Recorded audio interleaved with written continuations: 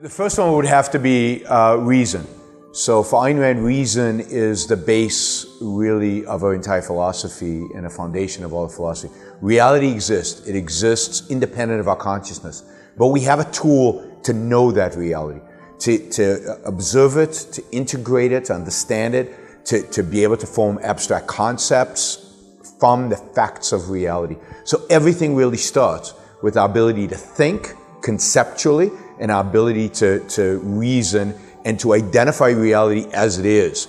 And that the idea is that everybody has the capacity to reason. Everybody with a functioning mind can use it and can reason. It's not like you need philosopher kings to tell us what reality is about. We can determine our lives for ourselves by the use of our minds. Now, reason is a faculty of the individual. So for Ayn Rand, the core of morality is about the individual. It's about the individual's life. So she was a rational egoist, or she termed it irrational. She believed in rational selfishness. And for her, selfishness means the rational pursuit of the values necessary for your own survival and ultimately happiness, flourishing, living the best life that you can live based on your rational mind, right? The best life that you can live based on your rational mind. So it's not about exploiting other people.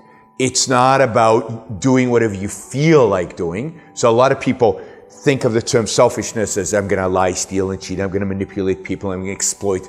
That's not what it's about. It's about using your mind to guide you towards the best life that you can live. And she proves that lying, stealing, cheating, being a really bad person is not good for you. It's not selfish. It's not in your rational, long-term self-interest. Now, because she was an advocate for the individual, for individual liberty, so for individual sovereignty and individual morality, the idea that morally you should live for yourself, she then, the next question she would ask is, okay, what political system is appropriate for an individual trying to pursue his happiness, trying to live the best life that he can live for himself using his mind? And what is the enemy of the mind? What is the thing that makes you not able to think, not able to act based on your own judgment? And that is coercion. So she views coercion as evil because it negates reason, it negates the human mind, and because it negates reason, it negates the ability of the individual to pursue his own happiness, to pursue the values he needs to live his own life.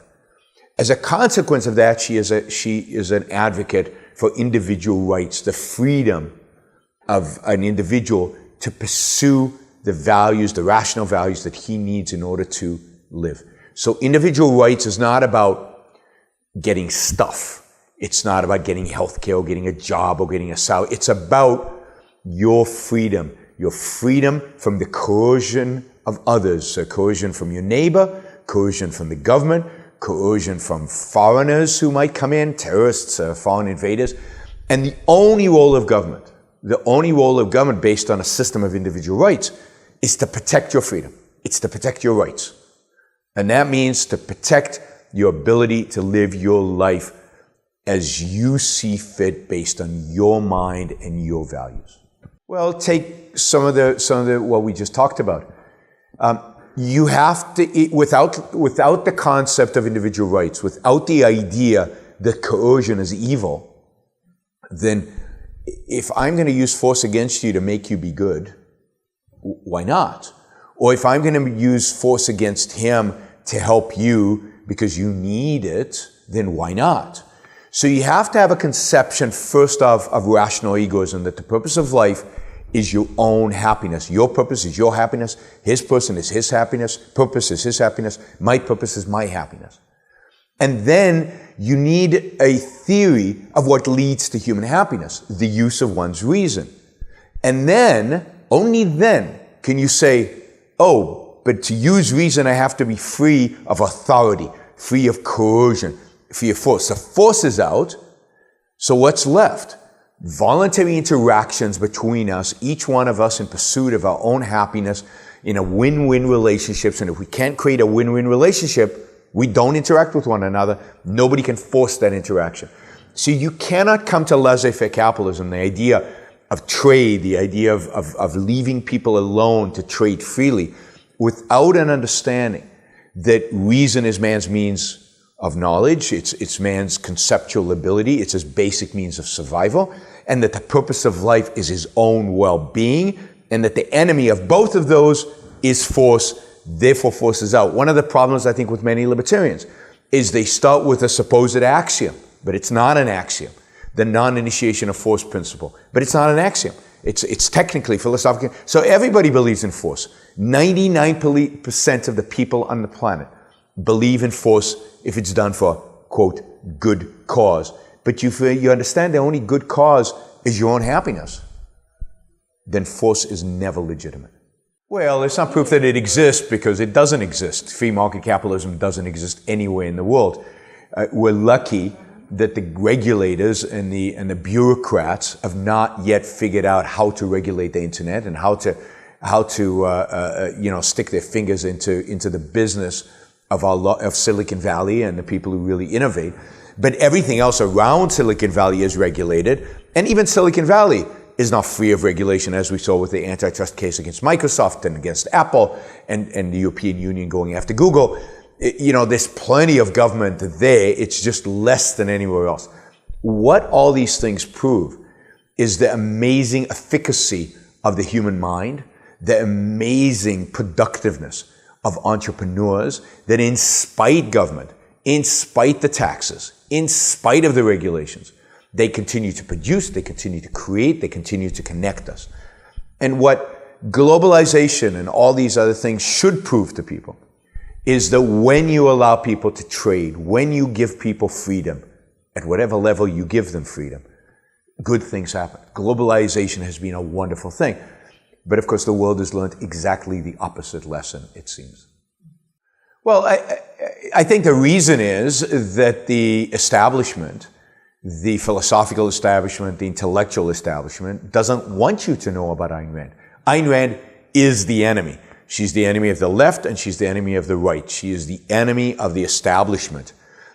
She's the enemy of the whole political, philosophical, intellectual context or framework in which we live today. And those people don't want you to read Ayn Rand. Indeed, they don't want to read Ayn Rand because they're afraid of the challenge, because she really challenges them on their most fundamental beliefs and ideas.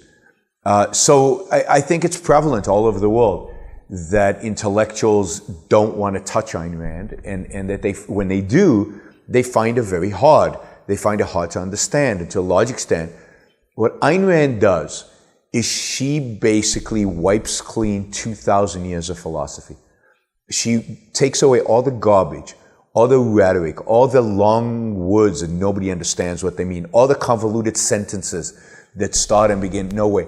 She starts completely fresh, with a foundation in Aristotle, but in that sense completely fresh. She starts to some extent where the Enlightenment left off, where the Locke, the French Enlightenment and the Scottish Enlightenment left off. And she asks very fundamental questions, and she gives answers in English, in English that is understandable. But she gives questions. If you sit in a philosophy class, half the time you don't know what they're talking about. And they pride themselves on that. It's convoluted. Whereas because she starts with reality, because Ayn Rand starts with facts, because she starts systematically, she is clear. And they look down on that, right? Because, it's clear, then it can be sophisticated. People understand it, so it can be sophisticated.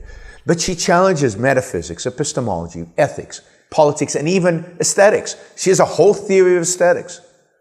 So, and at every one of those, she's challenging the convention that's existed for 2,000 years. Think about ethics. Think about the fact that for 2,000 years we've believed that the moral purpose of human beings is to sacrifice for others. It's to live for the sake of others. It's to die for the sake of others, really. And she just wipes that away with one question. Why? Why should I live for others? Why is other people's life more important than mine? Why is their happiness more important than mine? So she does this to question after question after question that is brought up in the history of philosophy. I think Spain is not that different than most countries. I think in most countries, the intellectuals ignore her and fear her. I mean, there's a bit more in the universities in the United States, particularly I'd say in fields like economics and business and places like that are more practical. But even in philosophy, some people are studying and teaching Ayn Rand in the United States. Maybe there's a little bit in England, and here and there you can find somebody in Latin America or somebody in Central Europe or Eastern Europe. We've got somebody teaching Ayn Rand's philosophy now in Budapest and in Prague at a university. So there are occasions in which this happens outside. The other thing Spain has going against it, and I just came from Poland, and it's the same problem, is Ayn Rand sweeps away religion. And people are very, very afraid of that. And it's very difficult to penetrate into the intellectual world or even certainly into the culture, because people are so terrified from the idea of life without religion. Well, there's no question that the world is accepting more and more of Ayn Rand's ideas every year. Every year there are more people. Every year it's in, I just came back in the spring. I was on a trip to Mongolia and South Korea and China, a number of talks in China and Hong Kong and Japan, of all, and Israel, and everywhere you go today. Her books have been translated into those languages and people are talking about it. Maybe not the universities, but people, entrepreneurs, students are talking about it. The BBC just ran a story, the BBC in England, leftist, government-run BBC just ran a lengthy 20-minute story on Ayn Rand this morning in their main channel. Now, they distort her, they pervert her, but the fact is she's a presence everywhere. So Ayn Rand is growing. In particular, I'd say internationally, she's growing. She never used to be known at all anywhere in Europe. And now, everywhere I go, we get large audiences. But the problem is the world is getting worse as well. So is Ayn Rand growing fast enough to save the world? Probably not in the short run. Long term, yes, but probably not in the short run. The world is declining intellectually. It's declining. Ultimately, will start declining economically. I think at a faster rate than we are growing the movement. So I think for real impact, for real influence, we're going to have to look to our grandchildren or great-grandchildren, maybe. The book is really a mal defense of financiers. I love financiers. I love finance. I was a finance professor. I practice finance. I am involved in a hedge fund. And I think, and have always thought, that finance is both the most underrated profession in the world. Everybody hates finance. Everybody hates bankers. Even some libertarians hate bankers. So almost everybody hates financiers. And at the same time, I think it's the most productive activity in the entire economy. I think you cannot have capitalism without capital. You cannot have capitalism without financiers and financial markets and financial institutions. And they have to be robust, and they have to be innovative, and they have to be really, really productive so that the economy can function well. You do not have a good economy anywhere in the world without good financial institutions, and that's not an accident. So nobody's ever written a book to defend these guys. I mean, there's some books that try to explain what they do, but even they don't do much of that. So I wanted to write a book that in plain language for everybody explains what financiers do, and it explains why what finance do is good. And it gives a little bit of the historical context for why we hate them and also why we should love them. All the fallacies around them, whether it's what caused the financial crisis or what caused the Great Depression or what caused, almost everything is blamed on financiers, bad that's happened in the world. But also what do they actually do and why is that productive? So really explain their productive nature, explain the history, and explain the morality, why this is good, why this is virtuous, why it's noble, why we should be building statues to the Michael Milkens and the J.P. Morgans and these guys who really changed the world. It fits in generally to the theme of what I like to write about. I like to defend the producer, the creator, the builder, the maker. This follows, not that I'm anyway at her level, but it follows Ayn Rand, who had a huge amount of admiration for businessmen and for what they produced and what they created. It also kind of follows from my first book, which was really a free market revolution, which was a defender in the whole system of capitalism. And then I took on a big issue of inequality, which has a lot to do with business and why some people make a lot of money and other people don't. But the whole idea of the attack on business, on wealth creation, that inequality, the Piketty and all, the different economists have. And now take on one aspect of that, which is the financier, one type of business. They all have the same arc of defending freedom, defending the human mind, and celebrating achievements. As for my next book, I have no idea. So in America, at least, most young people become familiar with pro-liberty ideas from reading Atlas Shrugged or one of Ayn Rand's books. And one of the things that we do is we really focus on high schools and colleges to try to expose them to these ideas. At high school level, we run the largest high school essay contests in the world. We provide we get thousands and thousands of essays every year from students who write about Anthem or Fountainhead or We the Living or Atlas Shrugged. So it gets them reading them and it gets them writing about it. We also give teachers, any teacher in the United States in high school who wants to teach Ayn Rand, we'll send them free books. So we ship about 200,000 copies of books every year. So a lot of kids are reading Ayn Rand as we speak. In addition, we run campus programs, we send speakers, we work with particularly European Students for Liberty, but also Students for Liberty to provide speakers on campuses to expose students to it. But I also go and speak to the enemy, right? So I do a lot of debates. We do a lot, we're just doing a series on free speech where different people from the Ayn Rand Institute go with people like Dave Rubin and Jordan Peterson and other well-known intellectuals in the US and talk about free speech, exposing people to Ayn Rand's perspective on this particular issue. So we spend a lot of time in Europe and in the United States and even in Latin America, in Brazil, in Argentina, in Colombia, on really trying to expose young people specifically to the ideas of Ayn Rand through her books and through the application of her ideas to different topics that concern young people. Well, it would be great if Students for Liberty actually promoted Ayn Rand's writings so that they encourage kids. And I know it's hard to encourage anybody to read Atlas Shrugged because it's so long and nobody reads today, but encourage them to read Atlas Shrugged and encourage them to read the essays, bring more speakers from the Ayn Rand Institute into the conferences. But I really think the core is get them to read the books and then value, and I think European Students for Liberty does a good job of this, value philosophy. Value that liberty rests on a set of ideas. It's not floating in human knowledge. It is anchored in real philosophical ideas. And if you gain that respect, then study the different philosophers that advocate for liberty. And you should read Locke, you should read Montesquieu, you should read Ayn Rand, and then decide, who makes sense in terms of providing the best, most thorough, most foundational defense of liberty.